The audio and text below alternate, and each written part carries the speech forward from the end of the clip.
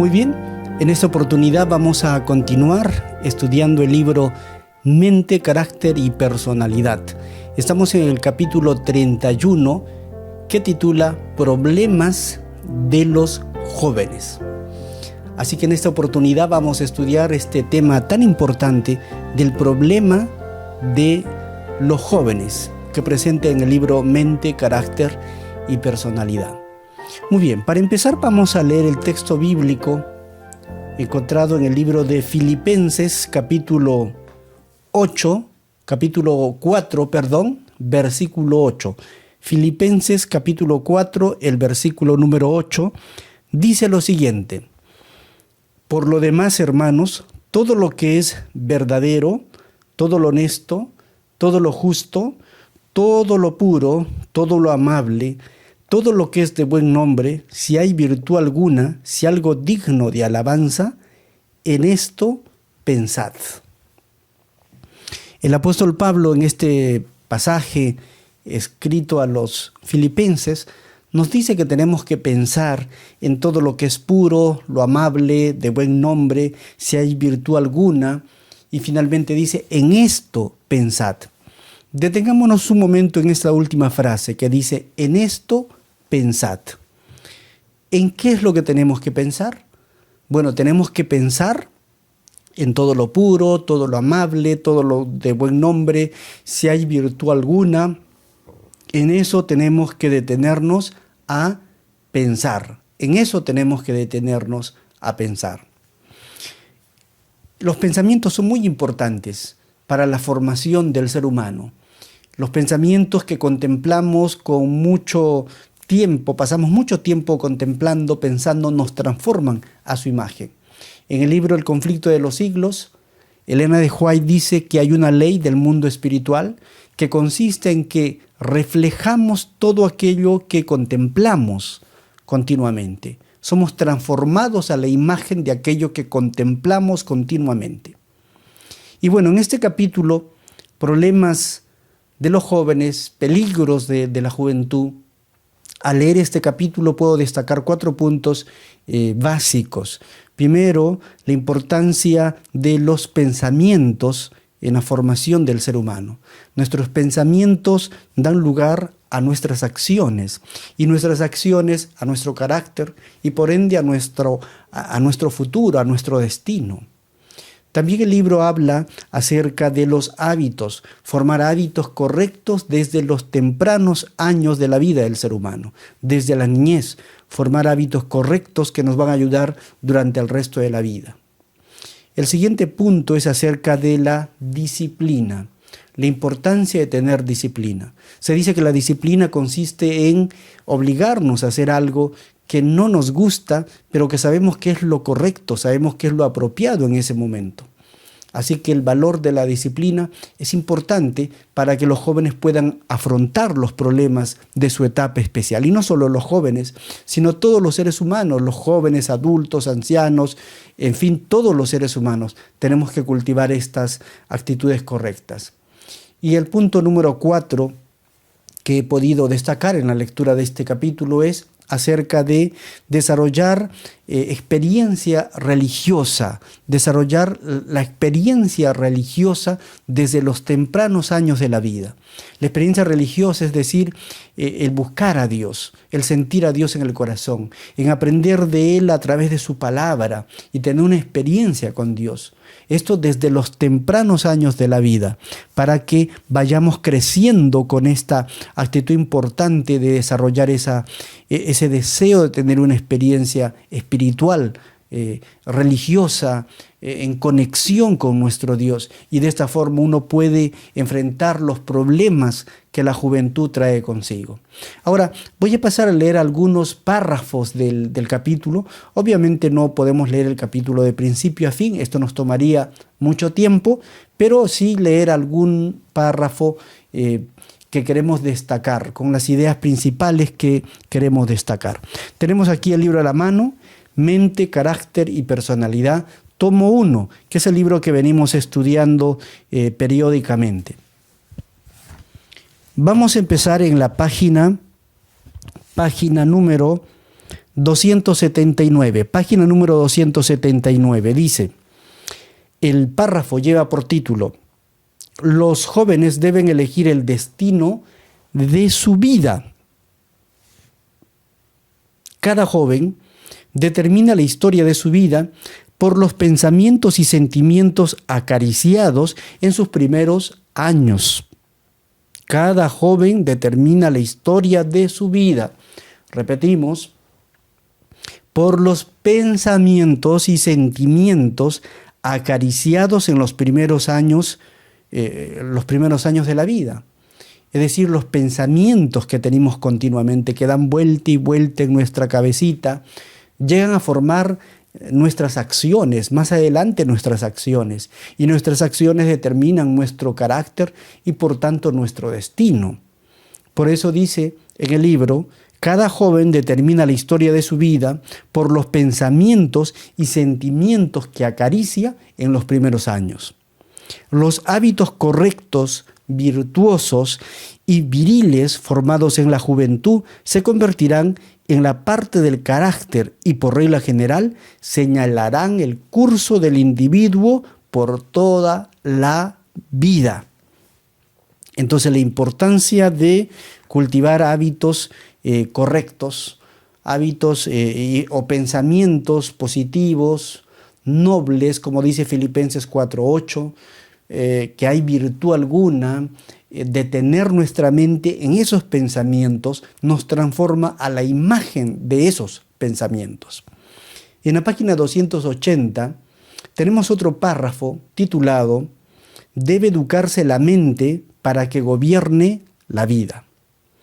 Los niños tienen una voluntad inteligente que debe ser dirigida para que controlen todas sus facultades.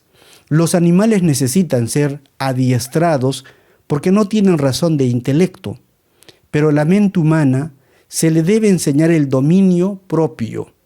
Debe educársela para que rija al ser humano, mientras que los animales son controlados por un amo y se les enseña a someterse a él. El amo es mente, juicio y voluntad para la bestia.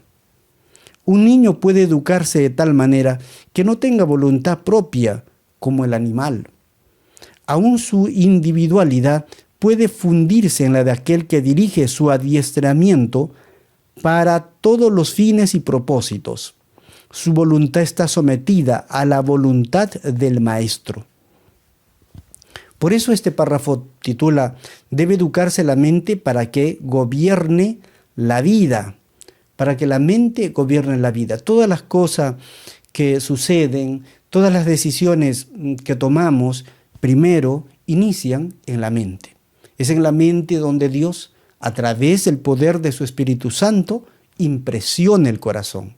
Es en la mente que Dios, a través de su Espíritu Santo, transforma el corazón, encausa los pensamientos, ennoblece los sentimientos. Es el trabajo del Espíritu Santo a través de la mente humana, que es una facultad que Dios mismo, el Creador, ha hecho en el ser humano, ha hecho con un centro de control, que es la mente que va decidiendo lo que quiere realizar, la mente que va decidiendo qué pensamientos se van a detener allí para espaciarse más en los pensamientos y qué pensamientos deben pasar de largo sin darle importancia. También mencionamos sobre la disciplina. Y aquí tenemos un párrafo justamente de la disciplina. Página 281, párrafo. La disciplina que estimula y fortalece. Después de la disciplina del hogar y la escuela, todos tienen que hacer frente a la severa disciplina de la vida. Comentamos un poco este párrafo. Después de la disciplina del hogar y la escuela, todos tienen que hacer frente a la disciplina de la vida. Bueno, ¿qué es la disciplina? La disciplina consiste en obligarme a hacer aquello que no me gusta, pero que debo hacer. Si estoy muy cansado y deseo dormir más, pero tengo un deber importante que hacer en la mañana. Entonces me disciplino a mí mismo, me levanto a pesar del sueño y me pongo a hacer la tarea que debo realizar. Me levanto temprano, hago mi culto, mi devoción personal y luego hago la labor que debo realizar. Si soy un estudiante, la labor como estudiante, como universitario. Si soy un trabajador, inmediatamente me pongo a hacer la labor que tengo en mi trabajo. Me disciplino, me esfuerzo en hacer aquello que debo hacer, aunque en el momento no tenga las ganas para hacerlo. Y esa disciplina se echa a ver en todos los aspectos de la vida, en el hogar, como menciona aquí, en la escuela, y la severa disciplina de la vida, como lo menciona. Pongo entre comillas porque es una frase textual. La severa disciplina de la vida. Querido amigo, querido hermano, necesitas disciplina en la vida. Las cosas no son todas fáciles. Hay cosas que son fáciles, que nos alegra hacerlas, pero hay cosas que no son muy fáciles. Tenemos que ejercer disciplina propia y entonces Dios nos ayudará a sentirnos gozosos aún en eso, que al principio no queríamos hacer a voluntad propia. Muy bien. En la página 282 encontramos otro párrafo de las ideas que ya veníamos comentando. El párrafo titula: Los pensamientos llegan a ser hábitos. Debemos sentir siempre el poder ennoblecedor de los pensamientos puros. La única seguridad para el alma consiste en pensar bien, pues acerca del hombre se nos dice: ¿cuál es su pensamiento en su alma? Así es él. Proverbios 23, versículo 7. El poder del dominio propio se acrecienta con el ejercicio. Lo que al principio parece difícil se vuelve fácil con la práctica, hasta que los buenos pensamientos y acciones llegan a ser habituales. En este párrafo inicia con la frase: debemos sentir siempre el poder ennoblecedor de los pensamientos puros. Hay poder en los pensamientos puros, como hay poder también en los pensamientos que no son puros, que los pensamientos que son malos. En realidad, en el pensamiento en sí mismo hay poder. Hay poder en el pensamiento en sí mismo. Si yo me explayo, si mi mente se explaya en pensamientos negativos, de odio, de crimen, de cosas malas, esos pensamientos van a llegar a anidar en mi mente y van a dar un fruto más tarde. Me van a impulsar a tomar acciones que reflejen esos pensamientos. Si en mi mente yo pienso en cosas nobles, cosas de Dios, de bien, de ayuda a los demás, de seguir adelante en mi vida personal y espiritual, esos pensamientos dando vuelta en mi cerebro van a forjar actos de esa misma naturaleza. Por eso la sierva de Dios en el libro Conflicto de los Siglos dice: hay una ley del mundo espiritual que consiste que reflejamos y somos transformados a la imagen de aquello que pensamos continuamente, conforme dice aquí en este párrafo. Y cita a Proverbios 23:7. Aquí en este párrafo que acabamos de leer, cita a Proverbios 23:7, donde dice: ¿cuál es su pensamiento en su alma? Así es él. Como es nuestro pensamiento en nuestra alma, en nuestra mente, en nuestro corazón, así es él. ¿Qué pensamientos hay en la mente de un ladrón? ¿Qué pensamientos hay en la mente de un cristiano genuino? ¿Qué pensamientos hay? No olvidemos que a las acciones siempre le preceden los pensamientos. Uno antes lo pensó. Dejó que estas ideas y pensamientos estén rondando el cerebro dando vuelta y vuelta, y luego eso nos lleva a la acción. Ahora, el libro presenta ejemplo de dos personajes. En primer lugar, Napoleón Bonaparte, y en segundo lugar, del escéptico Hume. Esto en la página 283. El párrafo dice, el título: Ejemplos tristes de la historia. El carácter de Napoleón Bonaparte recibió una gran influencia por su educación infantil. Algunos instructores desacertados inspiraron en él el amor a la conquista, formando ejércitos simulados de los cuales Él era el comandante. Así se estableció el fundamento de su carrera de lucha y efusión de sangre. Si el mismo cuidado y esfuerzo se hubieran empleado para hacer de él un buen hombre, infundiendo en su joven corazón el espíritu del Evangelio, cuán ampliamente diferente habría sido su historia.